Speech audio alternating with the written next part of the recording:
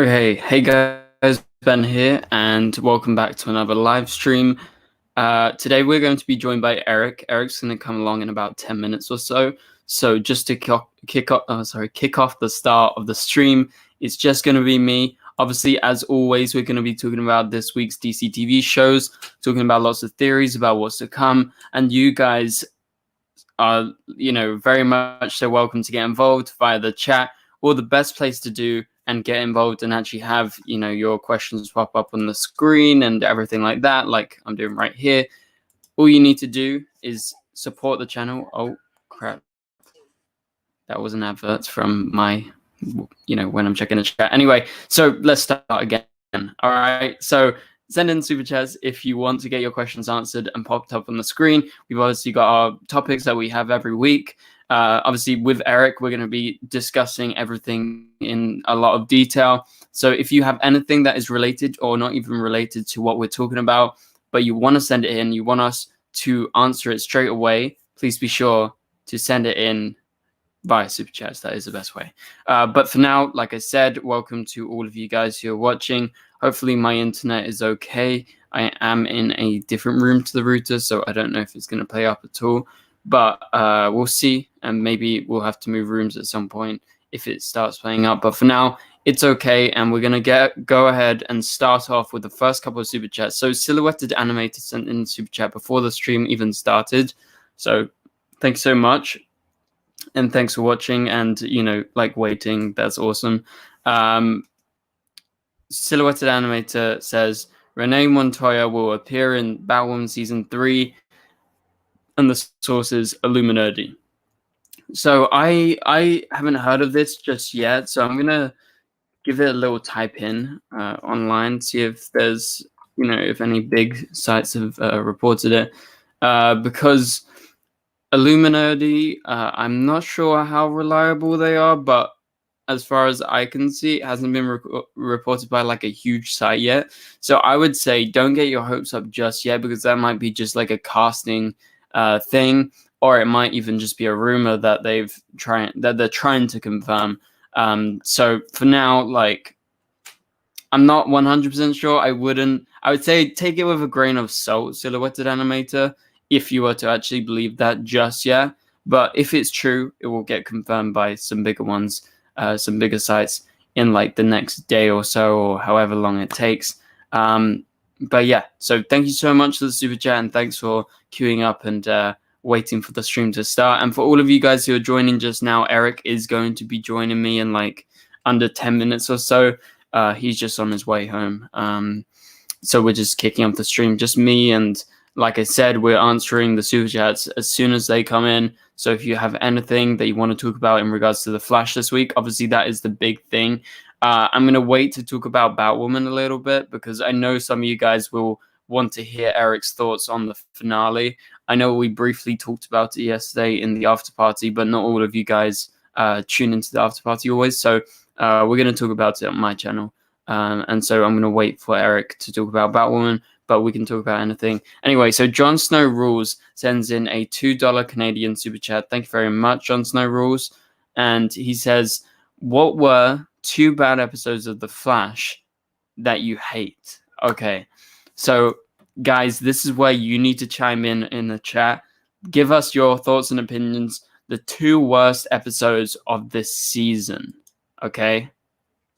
2 worst episodes of the season. Obviously, it's too much to go over like off the top of my head, like the 2 worst episodes of like all time.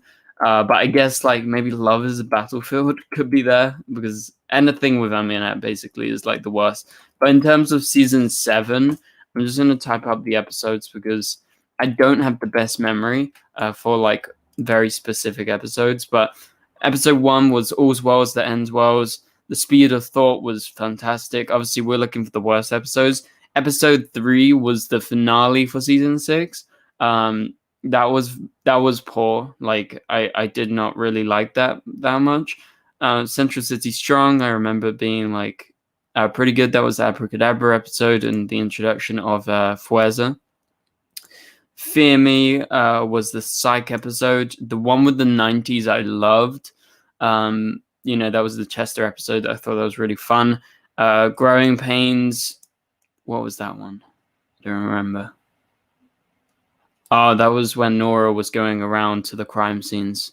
And then People versus Killer Frost was pretty decent. Timeless was pretty good. As far as, again, this is just me trying to remember. But then I think where it gets worse, and it's like the poorest of the season, was definitely around like episode 10 and 11. I think episode 10... Okay, I'm going to say episode 10 is the worst episode of this season. And then I will say probably episode 14, Raya de Luz, the Ultraviolet Allegra episode. And then episode 11 would be my third one. So episode 10, worst. Episode 14, second worst. Episode 11, third worst. And then, I think number 4 would be Mother, episode 3. But then apart from that, I pretty much liked all the episodes. Yeah, the Cecile episode wasn't perfect, but at least it had Barry in it, and it was like pretty good. And then you had some very, very good episodes like the Cisco episode. Enemy at the Gates this week was really good. Obviously, we're going to get into that in just a minute. I remember the one with the 90s was really fun. And episode 2 this season was really, really good. I remember giving that like a 10 out of 10. So there is a lot of really good ones packed within the season. And so let's see what some people are saying in the chat. Yeah, Flashverse isn't a big fan of the season. So he said episode 3, 6, 7, 8, 9, 10, 11. So it's pretty much like from 6 to 11 you just hated. It was all of those in a row. That was the Force episodes, and then episode 3 is the finale. Episode 10, yeah, I agree, that was the worst one. And episode 14 was Merit Best. Yeah, I completely am with you. Those are my 2 least favorite ones of the season. But apart from that, I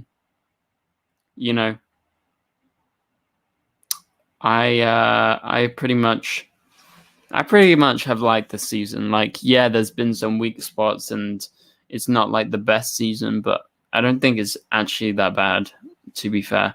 But without further ado, let's go ahead and actually get into our main topics. So thank you so much for the super chats. And as always, you guys can send in any super chats that you have or any ideas that you want me to pop up on the screen, and we'll fully discuss it. And obviously everyone can get involved with that. And so whilst we still await Eric, I'm going to briefly go over my thoughts. He said 10 minutes ago he should be there in 10 minutes. So I'm presuming in the next couple of minutes, Eric is probably going to show up. So I'll go over my thoughts of The Flash this week, but there is another super chat from Jon Snow Rules. Once again, thank you very much for the support towards the channel. Much appreciated. $2 Canadian again. So sorry off topic, but I am blown away by Loki. And me too. Like, I really, really like Loki. Don't worry if anything is off topic in regards to super chats. I'm more than happy to answer anything that you guys are sending in, unless it's very controversial or something. But you guys are pretty tame. So yeah, Loki, what do you guys all think about it? I really, really like the first 2 episodes. I haven't seen past then. I am a bit behind. I'm like 2 episodes behind, I think.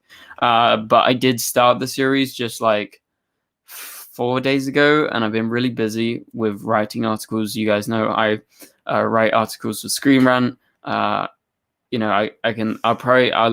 a link if you guys want to go check it out. But that's pretty much what I'm doing alongside all of this. But yeah, Loki is really good. And we do have actually Eric. Eric is showing up. Welcome to the live stream. Hey, what's going on? Nothing much. We're actually talking about Loki. I know you like you've been watching it. I know that. I'm not 100% sure if you love it or not. Oh, is this a Loki shirt? It's a Loki shirt. It's a chibi Loki. So wait, how do I? Sick. Yeah.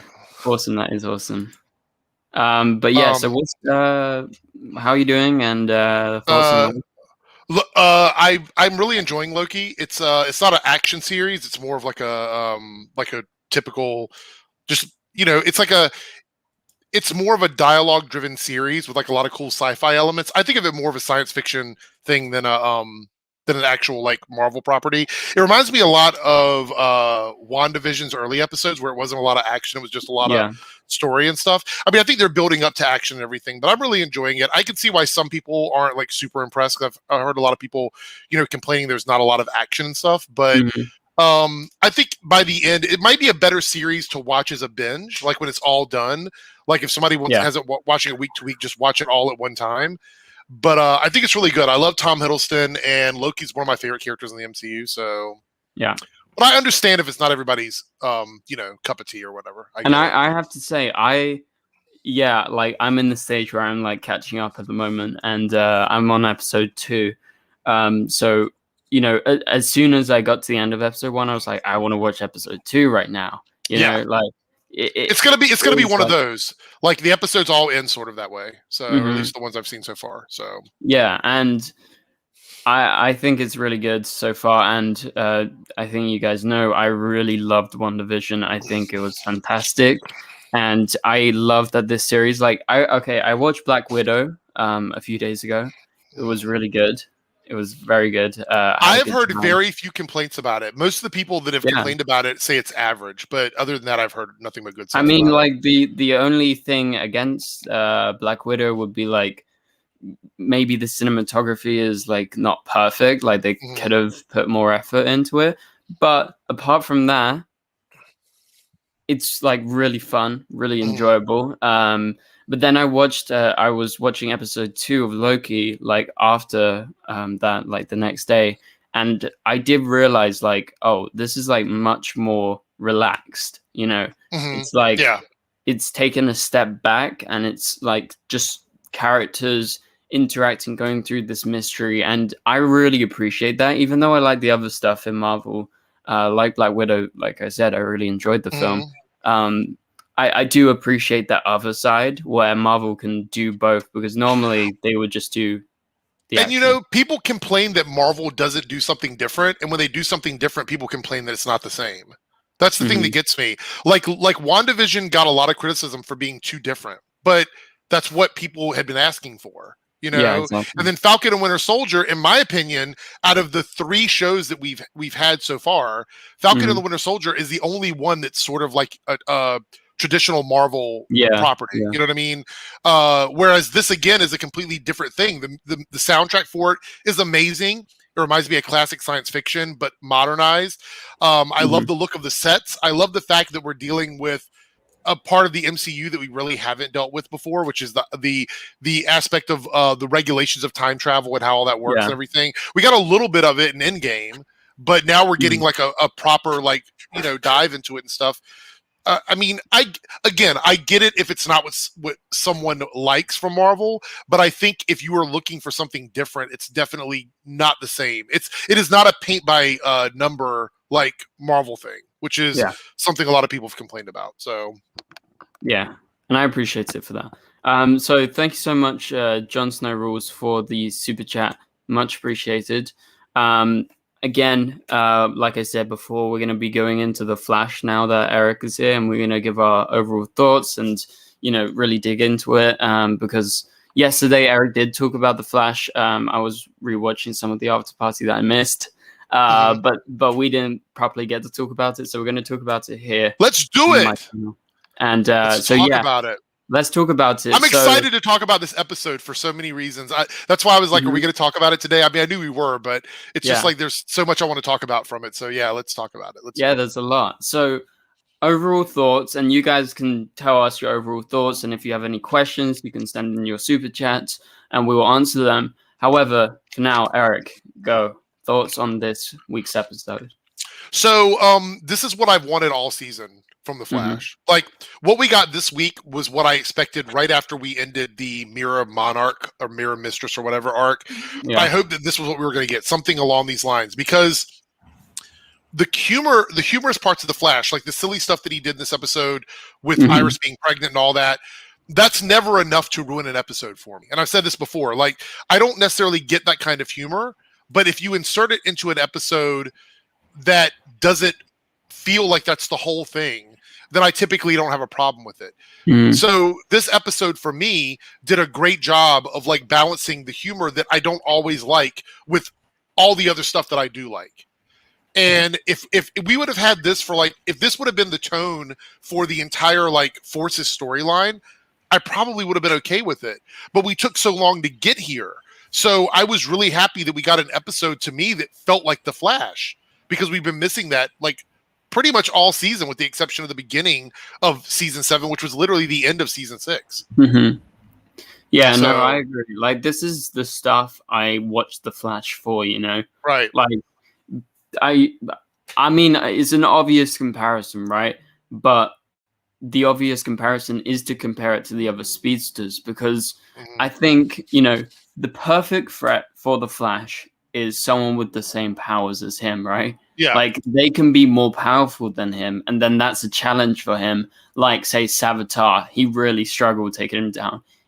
Remember when Zoom first showed up? He got obliterated by him, and he got. I will never forget that scene of Zoom dragging him through Central City. I think that's one of the best scenes ever on the show. Like, yeah, it's so memorable. Everyone remembers that, no doubt. And so I think this is it's basically the same thing, right? I think the speedsters work. Like, most people, yes, some people didn't like the ending of Savitar's story, but people like the build-up. Like, I think you even said that yesterday in your stream. People liked, you know, the first half, or like 3/4. I would say the first like 16 episodes of that season were really good until we got to like the last 4 or 5. Yeah, so I mean, just my point. Like, I think speedsters work best on the show, and when there is some sort of mystery, people are more involved in the show. And I mean, you see it, like, people get more excited when there's more stuff to talk about. And then, you know, I mean, I think we're more excited when there is more stuff, because, you know, it kind of gets our minds going. And if it's just like, oh, the interlude, like 3 episodes of like, okay, like Cisco is leaving, and then like Cecile is, you know, going inside her head. And then we have Allegra sorting out her ultraviolet. We had 3 weeks of basically bottle episodes, like episodes that didn't do much outside of their individual episodes. And so I think we needed something like this. 100% needed something like this. 100%, because those episodes, like, okay, the Cisco episode was very good. I really liked it, right? But then once that episode's done, people are like, oh yeah, I really liked it. But then no one talks about it after, right? Right. And then people talk about this episode because it's leading up to next episode and the episode after and stuff. Like, people are like, what's going on with Godspeed versus Godspeed? You know, like, people are super intrigued by this. And I know you're like me. We like the mystery aspect. But some people said they don't. But I love trying to figure things out. Like, why are they fighting each other? Who's the actual Godspeed? Where do they come from? Are they from the future? Are they from the past? Well, I love all of that stuff. And for me, that's really what made me get into reviewing the show, was the mystery of the Flash. Exactly. So, I remember starting. I never uploaded the video, but I, like, for instance, I remember watching Paige's Man in the Iron Mask video, you know, like way back when, because I was like, oh, I think I figured it out in my head. And then at one point at the end of the season, I was like, okay, I'm going to do like a video, because I enjoy watching these videos. You know, I used to watch like Emergency Awesome and stuff, and Paige, and, you know, I was like, okay, right, I got so many theories, so I got to make a video on this, because, like, you know, so that's how I started. It was exciting. Like, that was what got me. Like, I watched the first season of The Flash, but I never thought about making reviews about it. It wasn't until the second season when I was like, I want to talk to other people who are excited about this like I am. So yeah, no, I'm in the exact same boat. So yeah, the answer is I really, really love the Godspeed stuff right now. Like, I'm looking forward to next episode so much. Okay, so we got a couple of super chats we're going to answer. So Jon Snow Rules sends in another super chat. Thank you very much. To start off, are these Godspeeds working for someone? So I actually had a note about this, because obviously we're going to get to you know, talking about the Godspeed twist. So my thoughts, right, and I'm going to include this in my video tomorrow that I have planned. But my thoughts is this: with the 2 Godspeed teams, and someone's supposedly controlling the Godspeeds, surely there's two people, right? Why would one person set two teams against each other? I don't think that's what's happening. What do you think? I think there are two sets of people from the same person from two different points in time. Yeah, that's what I mean. Yeah, that's what I think is going on. I think that there's one, I think in an earlier point in time, they wanted to go after Barry. And then at a certain point in time, they realized that that wasn't going to happen. So now they have to stop themselves from doing a certain thing. So when they went back and they started fighting, the reason why they disappeared is time changed. That's what I think happened. So I think all of this is a manipulation of time from someone who is basically controlling the Godspeed. So I think we're going to see a Godspeed war where it's like one person fighting with themselves to get something to happen. And could it be Eobard Thawne? I don't know, but definitely something is for sure going on with time. Like I know they said that we it's not the same thing as the Godspeed from the future, but is there has to be, in my opinion, it can't be a coincidence that Nora comes back, Godspeed comes back, and Godspeed was from Nora's time period. There is some sort of link. I'm telling you, like, why would Bart and Nora come back at this specific time? Yeah. If Godspeed was going to be defeated in the past by just the Flash, surely, maybe they are chasing, like maybe Godspeed's from their time. I don't know. That's Do you think they're trying to stop Nora and Bart from being born because they are the Flashes of the future? I guess. Maybe Iris is actually the target. Maybe that's what's going on. Because Barry kept saying that Iris was safe in the episode. Safe at home. Yeah, I mean, maybe that's the deal. Maybe they don't want to have. Maybe Bart and Nora are so good as speedsters in the future that they need to go back, sort of like what Eobard tried to do with the Flash, like basically go back and prevent them from being born. So yeah, I mean that's a really good theory, and I think that's very possible. So hopefully we answered your question, Jon Snow rules. Okay, let's move on to the next one. We got a couple more right here. Cody with the $5 super chat. Thank you very much, Cody. Cody says, this whole season felt like a budget season to save money for the back half. Thoughts, Eric? Come on. Sure. I mean, yeah, I don't really know what the reason is. I mean, like the Force story was so weird. And I don't think they skipped on the budget totally. I think there was a couple episodes that were really pretty heavily VFX, but definitely those 3 bottle episodes were budget savers. There wasn't a lot that really happened on those. Cody's probably right. I mean, I feel like it could be. That could definitely have something to do with it. This episode alone, just the cinematography with the special effects, with all the Godspeeds fighting and stuff, they spent a bunch of money this week on this episode. So I mean, it's possible. I mean, they definitely tried to save money on those 3 fillers. That's for sure. Yeah, for sure. Like with those 3 episodes, but I think for the rest of the season, they probably didn't. However, I know everyone this whole season has been like, "Where's the Flash?" and stuff. Like, I don't know why there wasn't as much like Flash action scenes, but maybe they were trying to save on that. I don't know, but I think that there's a combination of stuff. I think probably COVID restrictions prevented them from doing a lot of the outside stuff they wanted to do. Because a lot of the other shows don't necessarily need to be in the city, but Flash does. And Batwoman, even though she's in the city, it's a nighttime vigilante character. The Flash is out during the daytime when the city's supposed to be populated. So I don't know. There's a lot of problems there, but I also think that Eric Wallace has made an effort to not make the show about Barry Allen. I kind of think that's what's going on. And they're giving him, he's getting one proper story arc in his season, and it's 4 episodes long. Yeah. So, I mean, that just goes to show that there's definitely something going on there. I don't agree with it. I think I said in the after party that Eric Wallace is capable of doing a good Flash thing. And we saw what he did with season 6. So he is capable of doing it. It's just that I think his alignment, there's a couple of articles and things that he said that I don't agree with. Not because of the fact that I don't think that he's going in the right direction. I think a lot of the stuff he says, in theory, makes sense. But when you have a show based around one central character, and you've already established that there is a team Flash, like you want to build that mythos, but then you want to go a step further and create all of these other pocket stories that take up more time than the lead character. I think you're treading in some dangerous territory. And I think what he's betting on is that these last 4 episodes are going to be so good that people are going to forget how bad the beginning of the season was. And that's one of the things we talked about, Paige and I, before you arrived in the after party, was that people are going to remember the end of the season and they're going to sort of forget how rough it was at the start. That's what I think Eric is doing, honestly. Oh yeah, it always happens, because like even right now, I don't remember quite a few of the episodes this season. I remember the recent ones. So it's just how it goes. I had this theory, okay? Like I saw some people commenting in the chat, right? What happens? Because we're supposed to see August Hart this next week, right? From the photos, we saw the guy who is Mystery Man, right? What happens if he is one of the clones, right?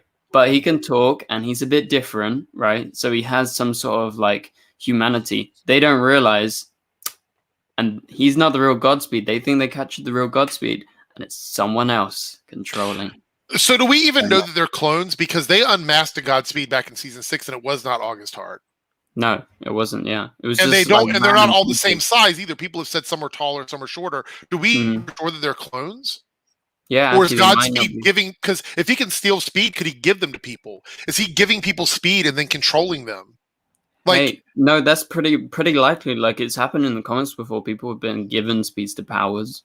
Yeah. So I don't see why not. I mean, we don't know for sure. We're calling them clones, but I don't know if that's what they are. So I don't know. Yeah, that's interesting. So thanks so much, Cody, for the super chat. Okay, so Joseph Smith sends in a $5 super chat. Thank you very much, Joseph. Joseph says, I want to see an all-out speedster war. Well, I think you're getting that with the Godspeed stuff that's happening. Eric's had quite a few good theories on this, and yeah, I pretty much want the same thing. I think it's going to be awesome. I love that twist in the episode with the Godspeeds facing off against the Godspeeds. At first, I had to double check. I was like, is this 6 versus 6? Yeah, like, it was a lot. Whoa. Well, Canadagraphs actually said they only had like 4 or 5 like actors. They just superimposed. Basically, they did a split screen and had them all there. Yeah, I mean, you know how that works in post production. So I saw the photo. If you stop on one of the frames when they first reveal it, basically there's just like a leg, like one leg on the left side of the frame, and then you have this shot, and you have like 6 there. So I'm pretty sure they just like filmed it separately and like stitched it together. But yeah, so I can't wait for the Speedster War, and I think it's going to be awesome, especially looking forward to seeing when Bart and Nora show up, and Jay Garrick as well. Very soon, 150th episode. Yeah. Oh, I can't wait. I'm so hyped. Okay, last super chat for now.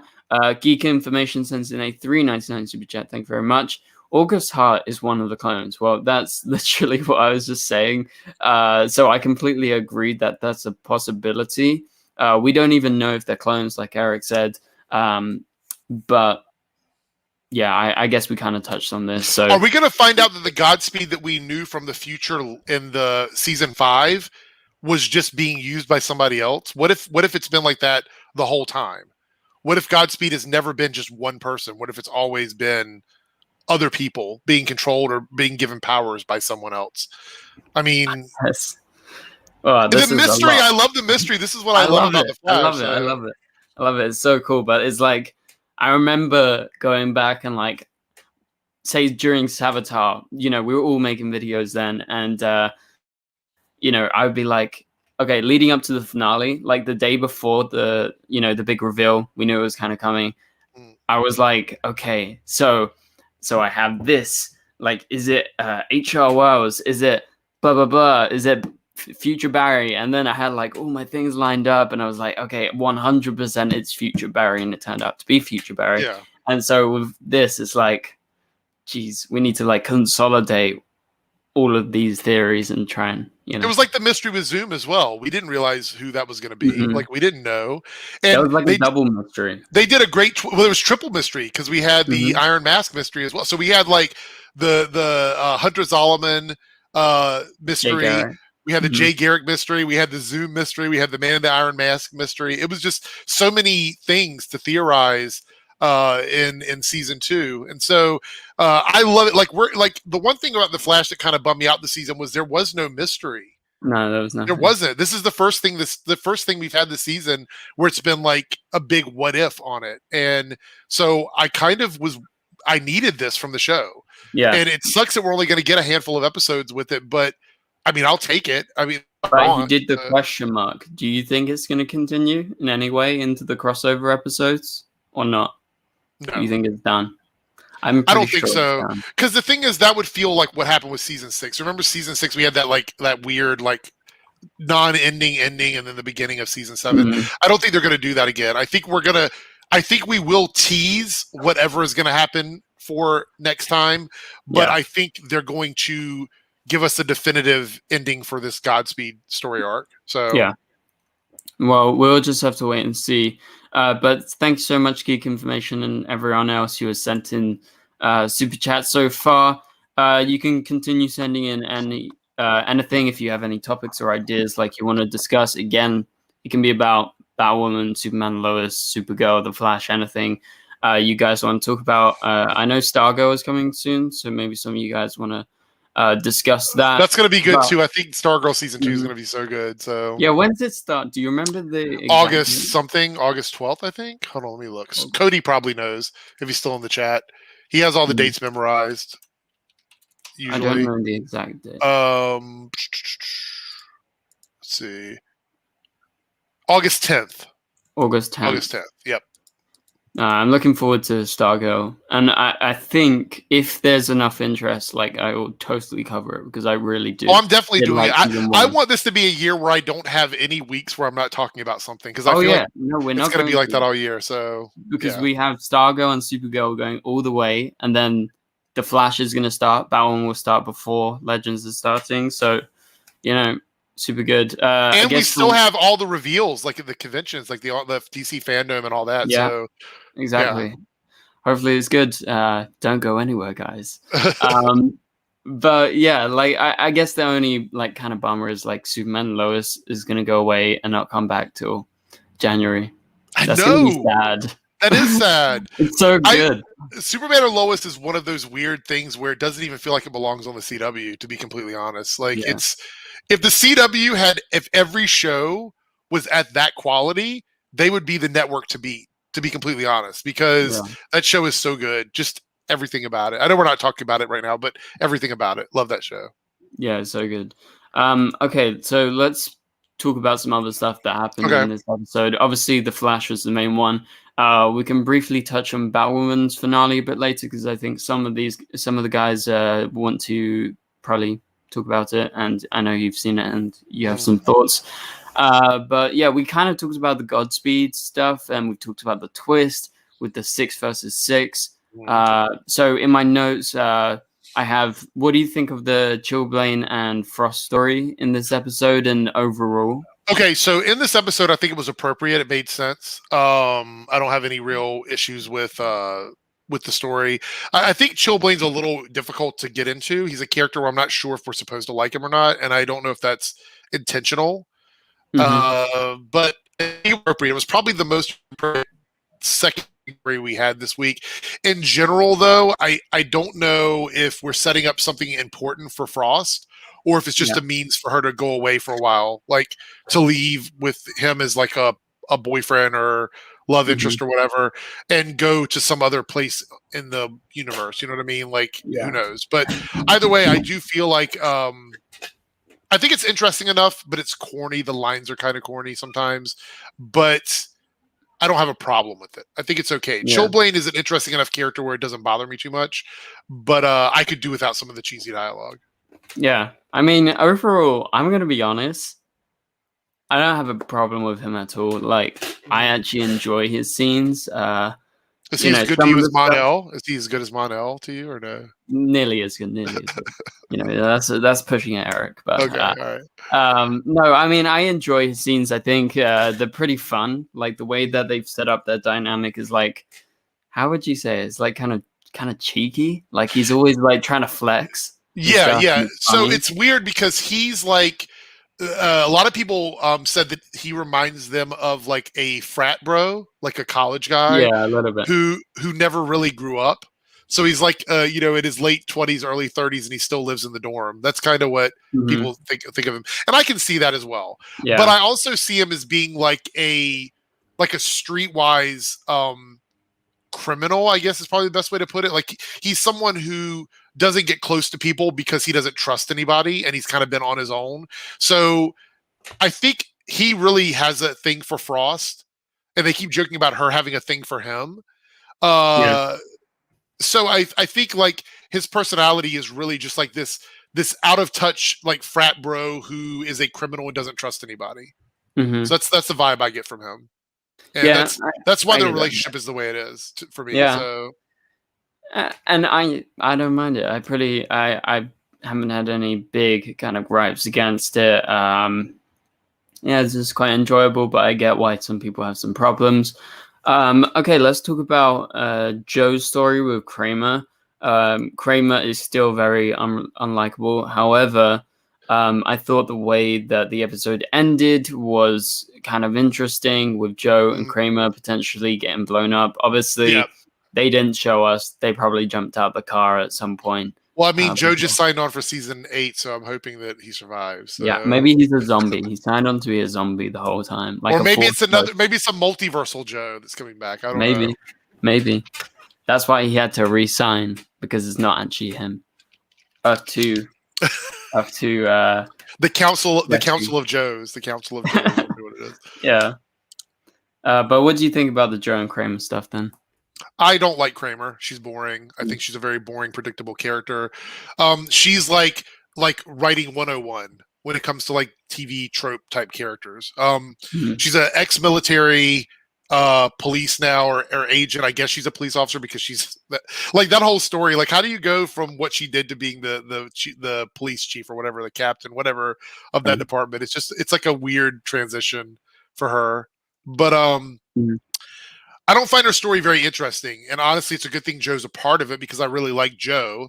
So I like the Joe side of it. I don't like her side of it. It also feels a bit weird. Why is Joe helping out someone that tried to put people he loves in jail? She wants to hunt and basically lock up metahumans, and Joe decides it's in his best interest to like help her out and be friends with her. It's a really weird story. So don't care for her. I think she's a boring character. Don't care about her redemption. Don't really care about this person she's looking for.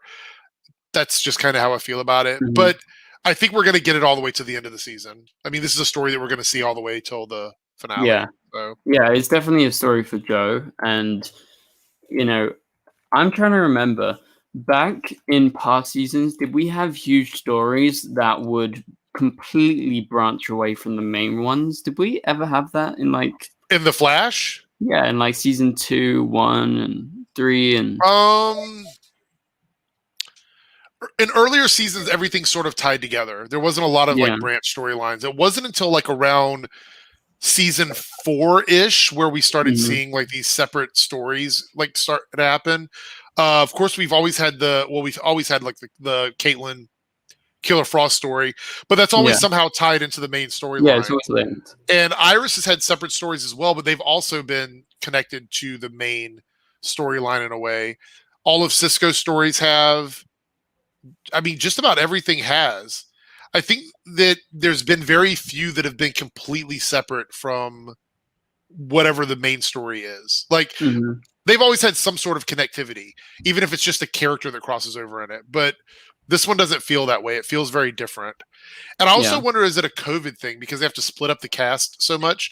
Maybe that's why we're getting these little pocket stories because of the way filming restrictions are. Yeah, and I noticed this episode, you know, you had Joe and Kramer, you had Barry and Chester a lot of the time. You had the bubble group of Caitlin, Ultraviolet, Cecile, and actually Cecile's the one that crossed over. She was with Barry, but only at his lab. So they obviously shot that. And the Frost and Chillblaine stuff were also... Frost and Chillblaine all by themselves. So it was like different pockets throughout the whole episode. Obviously, you know, Frost and Chillblaine was linked in with the Godspeed stuff.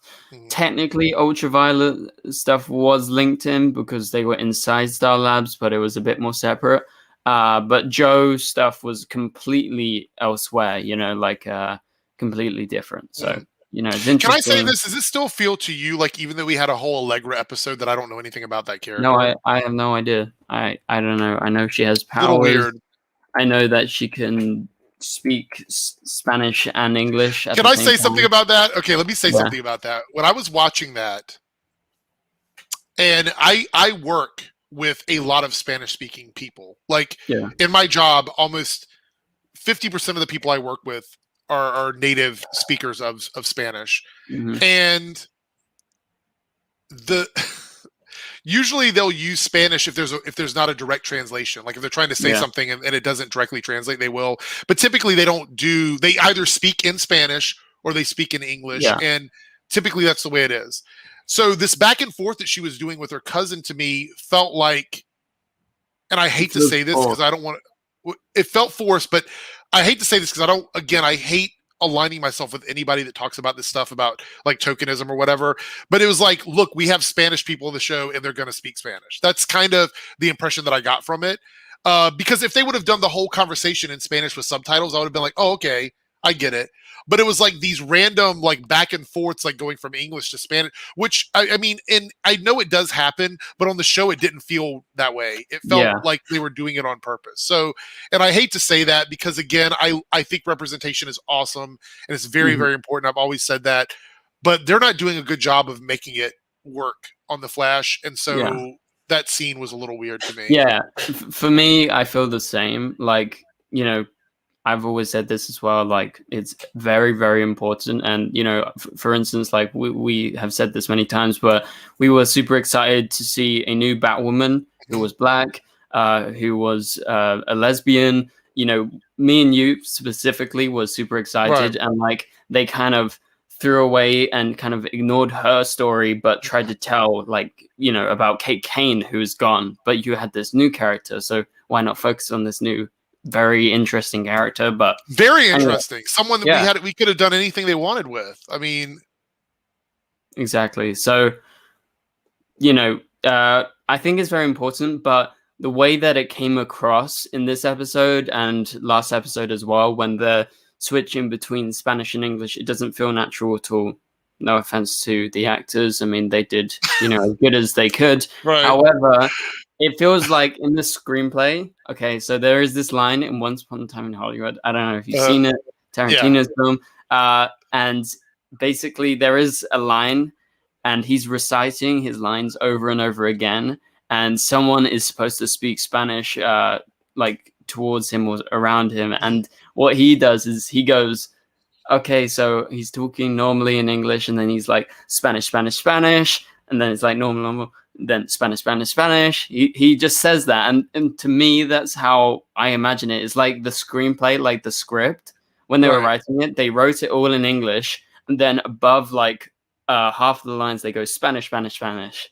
Spanish, Spanish, Spanish. Yeah. Just because they need to. One of the people in your chat here, Devoli, says it felt like how someone who is not bilingual thinks bilingual people should talk. And I agree with that. Yeah. I agree. I completely agree, and it sucks because we could have had Wonder Girl. Like, this is the thing that makes me so angry. We had the opportunity to have real representation, and they decided not to do it. Yeah, that's the most stupid decision I think the CW has ever made. Honestly, like they had so much potential with that show. And you've read the comics. That story would have been amazing on live action. It's great. It's fantastic, and I don't know why they wouldn't pick it up, but you know, that's history. Okay, so that's kind of our thoughts on that topic to do with Allegra and Ultraviolet. Doesn't feel supernatural. I just don't. Also, those characters aren't very interesting. We still don't know about Allegra too. That's the thing. Yeah. It's easy for me to criticize her because we really don't know anything about her. So. Yeah, exactly. Okay, so we have Scott Edwards who sends in a $4.99 super chat. Thank you very much, Scott. Scott says the heroes I want to see in the season 8 Flash event are Kara, Clark, Jefferson, Courtney, Ryan, and Sarah. What about y'all? Do you agree with my lineup? So let's see who they are. So Clark is Superman, Kara is Supergirl, Jefferson's Black Lightning, Courtney is Stargirl, Ryan is Batwoman, and Sarah is White Canary. Obviously, like my number one who I want to see is 110%. Mono.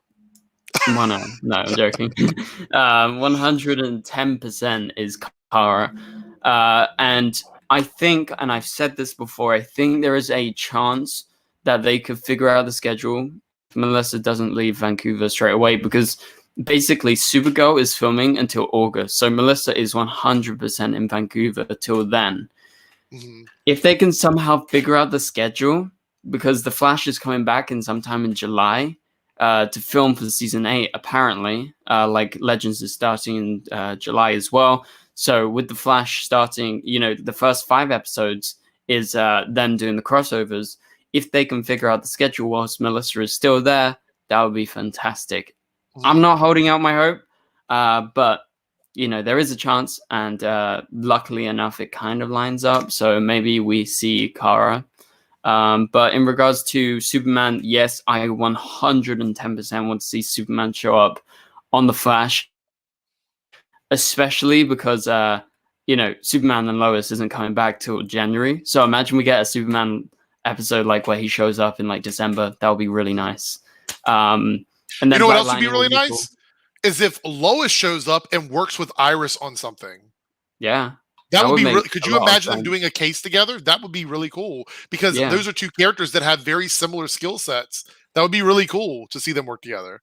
Yeah. Superman could work with the Flash. Lois could work with Iris. We could make a whole episode of it. Exactly. So there's lots of opportunities for us to get into a lot of these stories, and there is big linking points like that. Obviously, it will be awesome to see Black Lightning return because his show is not going on anymore. It's just had its finale a couple of weeks ago. I'm sure you would be especially excited for that, Eric, right? What is that? Black Lightning showing up. Oh, absolutely. My biggest concern is I don't really know about all the behind-the-scene drama on that show. I'm not sure exactly what happened with some of those actors or whatever.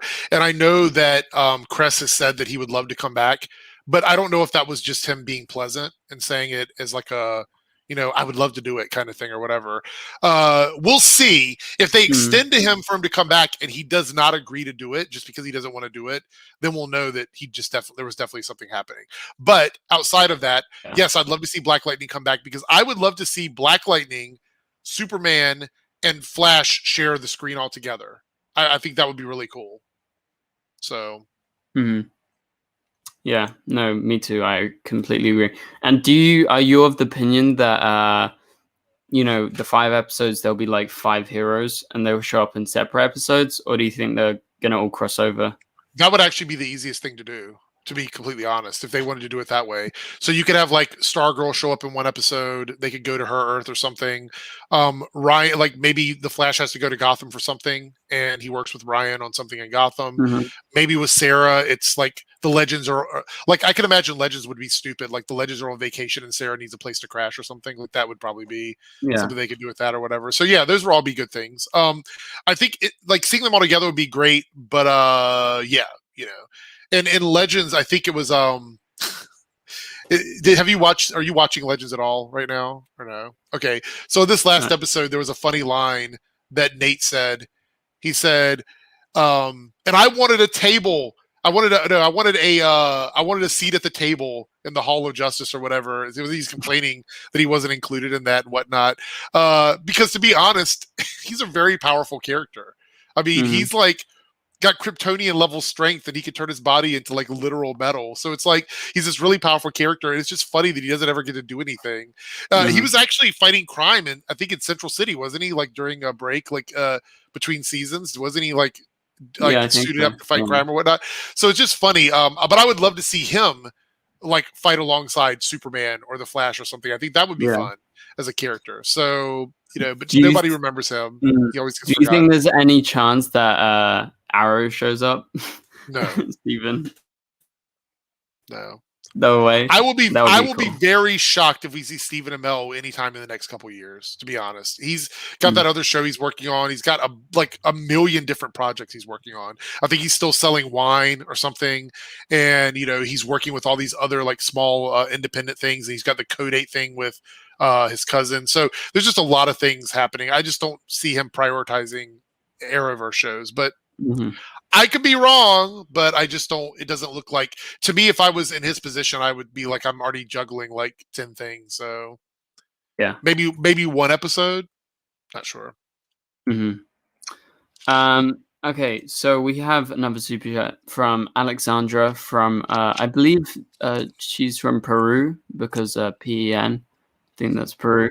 I'm a native Spanish speaker. Here it feels awkward.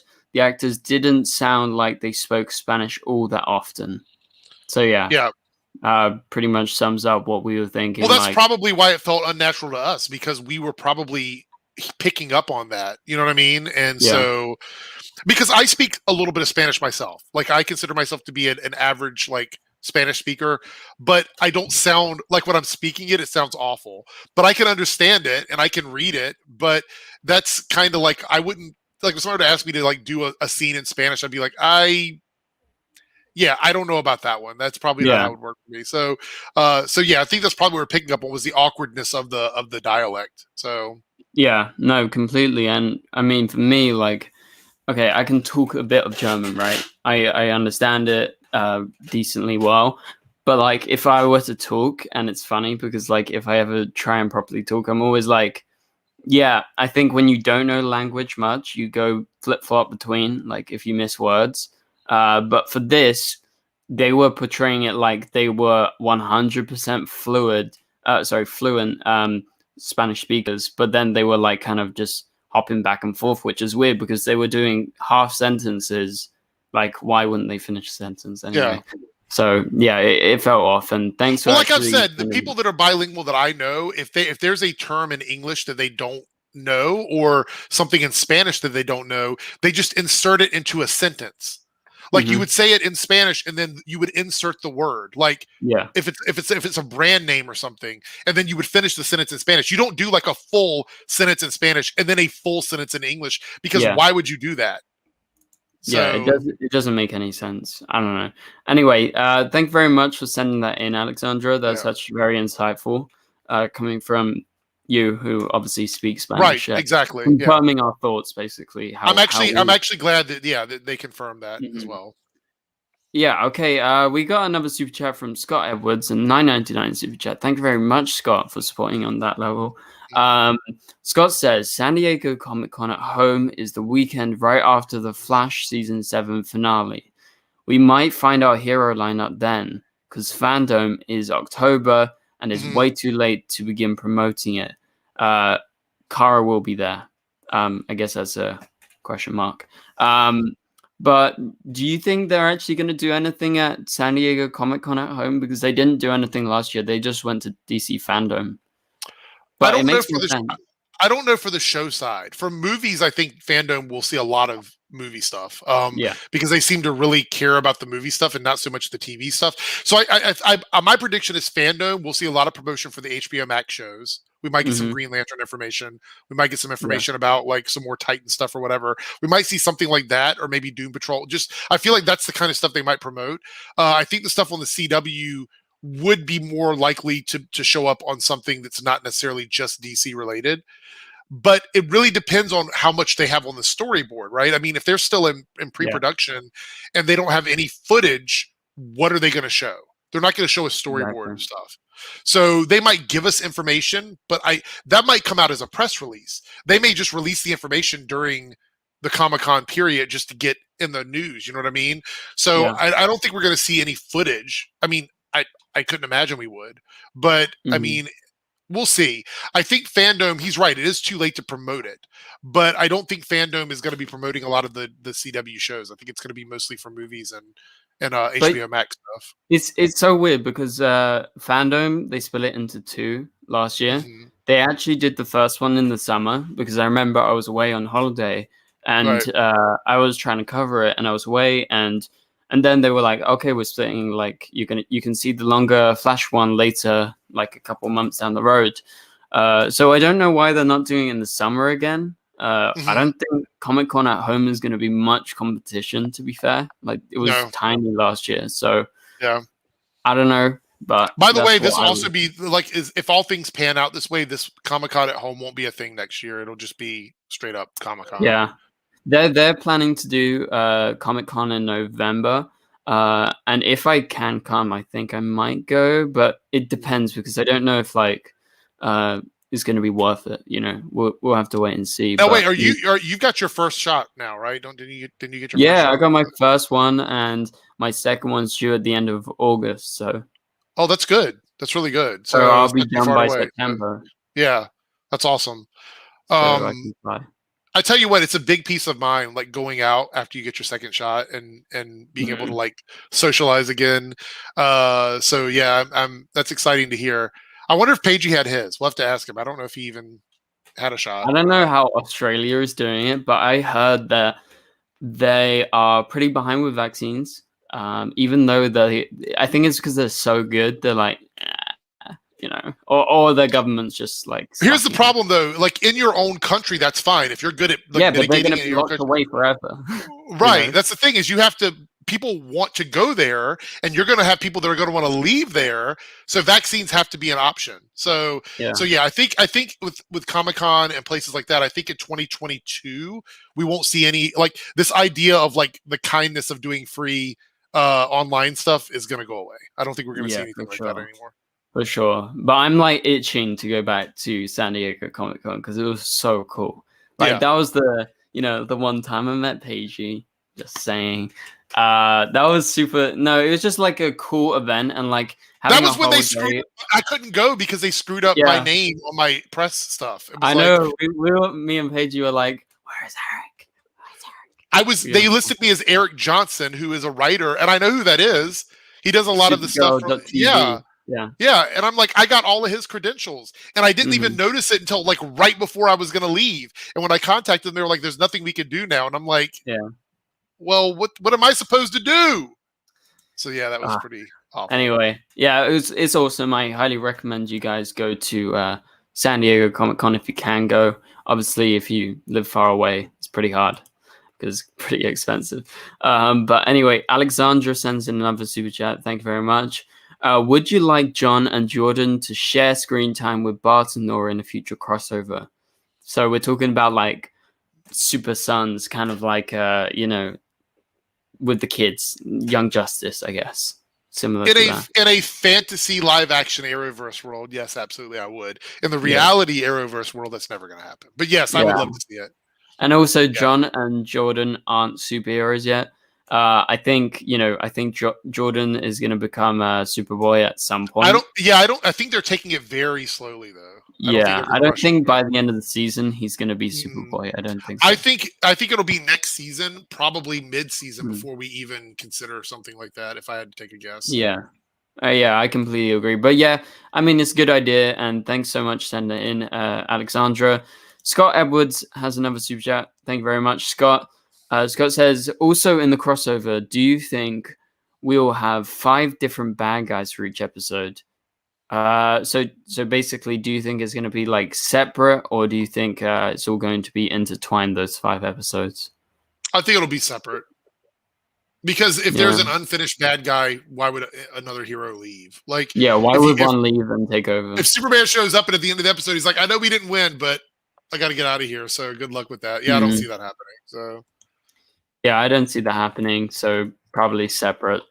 So thanks, Scott, for sending in the super chat. And by the way, I just saw that Batwoman season 3 is going to begin filming on July 19th, so it's literally right around the corner. They're going to be back filming again. So. Oh, holy crap! It's July already. I didn't realize. When I say July, I was like, okay, like it's like a month away. It's literally July now. The Flash is going to be coming back like in the next few weeks. Then. Yeah. That's crazy. So we might get some stuff then. Legends is also filming in July. I know that. I also read somewhere that the actors who do the Vancouver shows aren't used to filming in this kind of heat outside. Like it's colder when they film their season. Apparently it's really hot in Canada right now. Yeah, it is. So they're out there in these hot like costumes filming outside. I feel bad for them. That's crazy. Yeah, I feel bad for them, but that's your job. The life of being a superhero. I mean, yeah, for real. Okay, so as we head towards the hour mark, let's talk about a couple more things. So, guys, send in your final super chats if you have anything else you want us to discuss. Next week, let's talk a bit about next week of The Flash. Wait, we don't have Superman and Lois next week, right?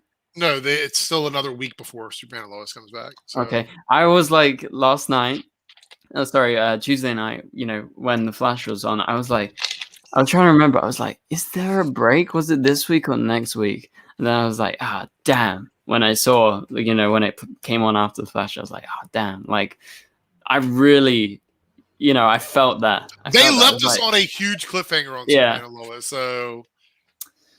But, so in regards to The Flash next week, Diggle, I'm looking forward to it. Have you seen the Diggle episodes so far? I haven't seen either of the Batwoman or Legends one. The Batwoman episode, he literally was in 5 minutes of it. It was it. And was it anything important? He was in Gotham talking to, or going to, he had a doctor's visit with a neurologist because he's having headaches. And so he was there for that reason. And he just happened to be at the same bar that Luke was at. And they got into a fight in the alley with Tavarov, and that was pretty much it. And he said he was just there to see a specialist. And then on Legends, it was just him playing a historical character. He wasn't Diggle at all. So okay, so not super important. I guess the headaches thing is important.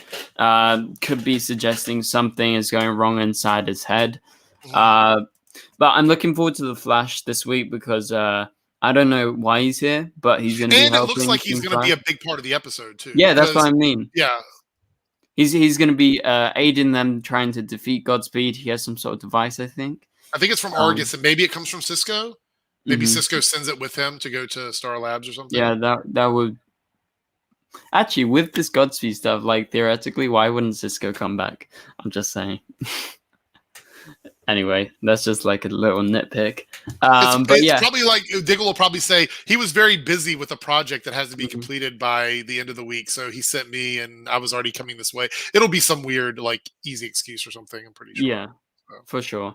No, I'm looking forward to Diggle because again, I haven't watched any of these episodes yet. I'm just not up to date with Batwoman or Legends. And from what I've heard, like it wasn't a big deal. Like it was supposed to be.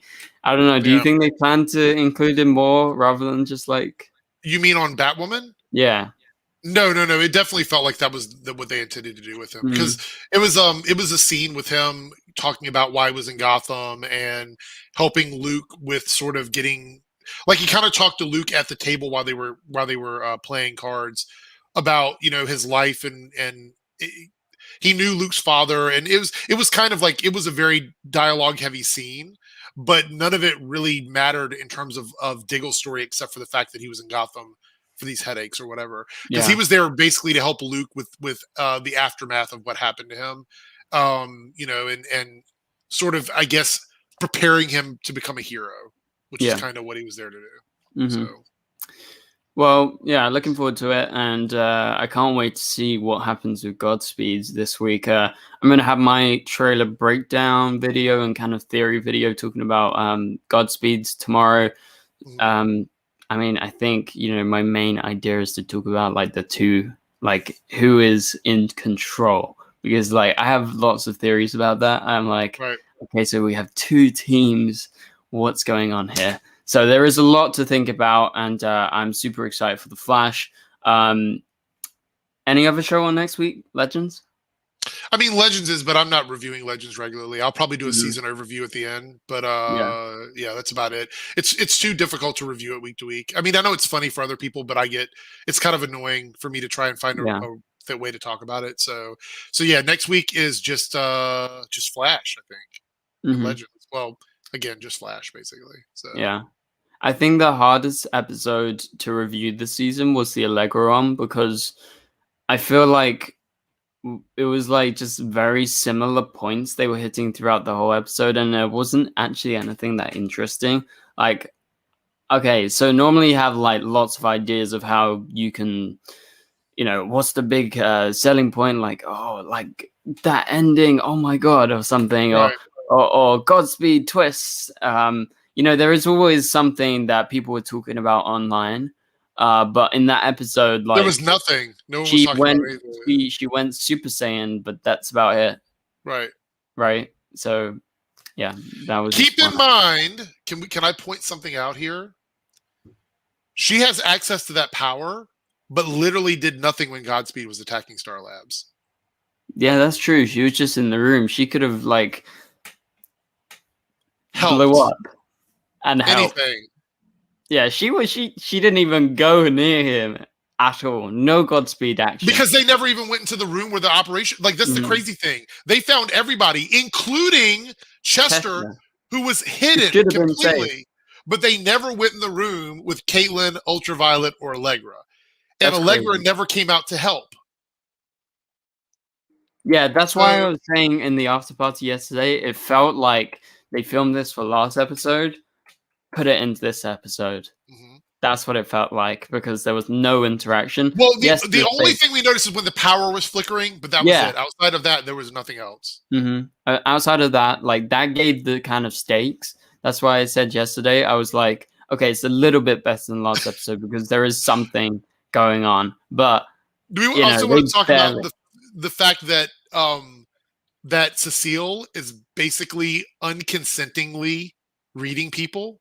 Yeah, she just like, as soon as she goes near. Can you imagine? Okay, just for a second, and I want the chat to think about this. Can you imagine if you had a friend that you could never ever have a legitimate conversation with because they're constantly prying into your head? Yeah.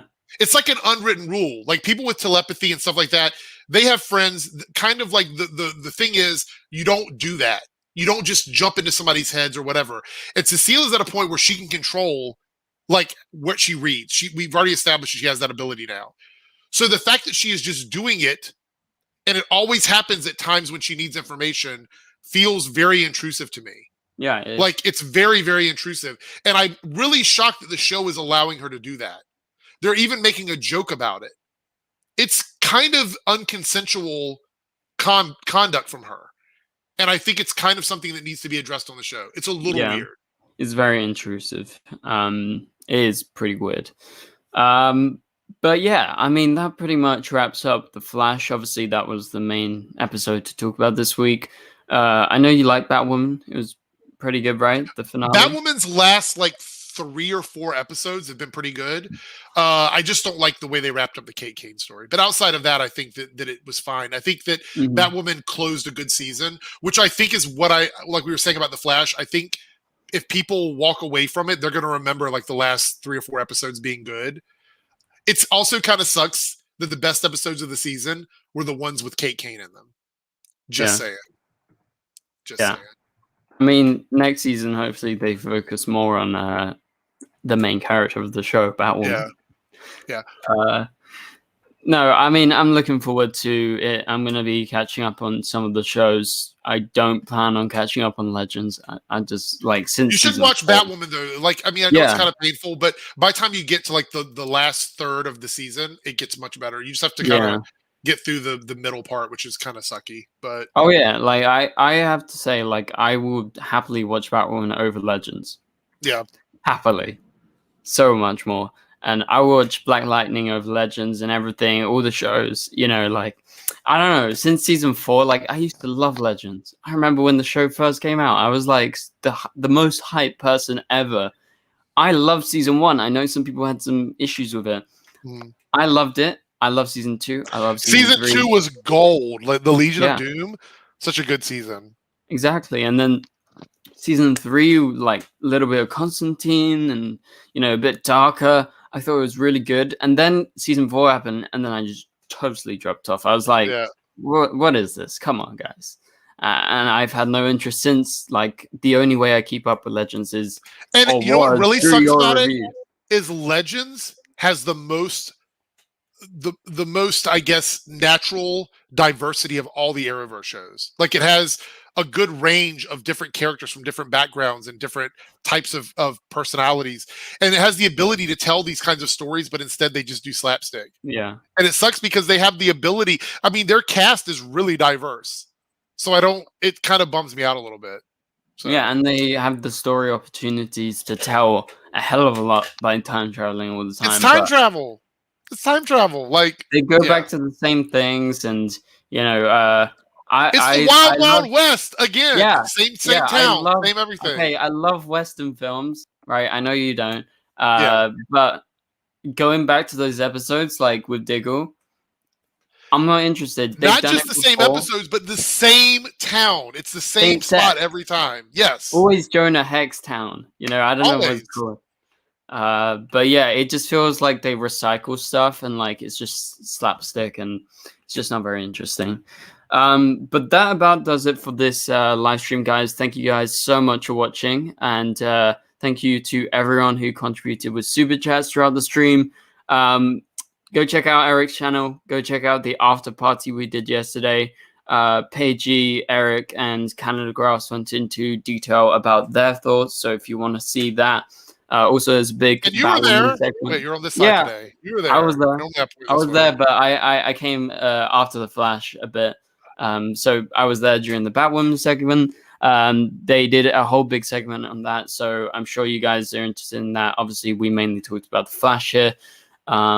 But yeah, go check out Eric's channel, after party every Wednesday, and then come back next Thursday, same time, and we will do the stream again. And yeah, so for now, thank you guys so much for watching. Get hyped for the Flash this week. Next week, sorry. We got the 2 Godspeed wars.